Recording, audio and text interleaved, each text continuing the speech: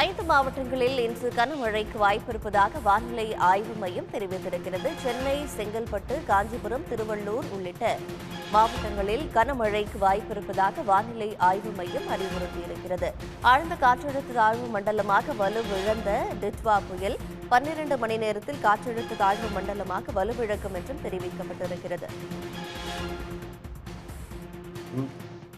நேற்று காலை வட தமிழகம், புதுச்சேரி கடலோர பகுதிகளில் நிலவிய டிட்வா புயலானது நேற்று மாலை ஆழ்ந்த காற்றழுத்த தாழ்வு மண்டலமாக வலுக்குறைந்து வடதிசையில் நகர்ந்து இன்று காலை 5:30 மணியளவில் சென்னைக்கு கிழக்கு தென்கிழக்கே 50 கிலோமீட்டர் தொலைவில் நிலையில் இருந்தது.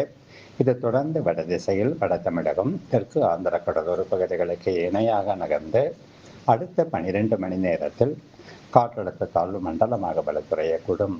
இதன் காரணமாக அடுத்த 24 மணி நேரத்திற்கு திருவள்ளூர், சென்னை, செங்கல்பட்டு, காஞ்சிபுரம் மாவட்டங்களிலும் ராணிப்பேட்டை மாவட்டத்திலும் பரவலாக மிதமான மழையும் ஒரு சில இடங்களில் கன முதல் மிக கனமழைக்கும் வாய்ப்புள்ளது. நேற்று காலை வட தமிழகம், புதுச்சேரி கடலோர பகுதிகளில் நிலவிய டிட்வா புயலானது நேற்று மாலை ஆழ்ந்த காற்றழுத்த தாழ்வு மண்டலமாக வலுக்குறைந்து வடதிசையில் நகர்ந்து இன்று காலை 5:30 மணியளவில் சென்னைக்கு கிழக்கு தென்கிழக்கே 50 கிலோமீட்டர் தொலைவில் நிலையில் இருந்தது.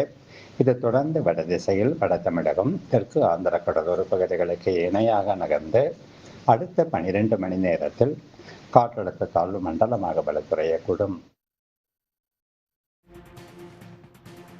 சென்னையொட்டி காற்றழுத்த தாழ்வு மண்டலம் இருக்கும் என்று வானிலை ஆய்வு மையம் தெரிவித்திருக்கிறது.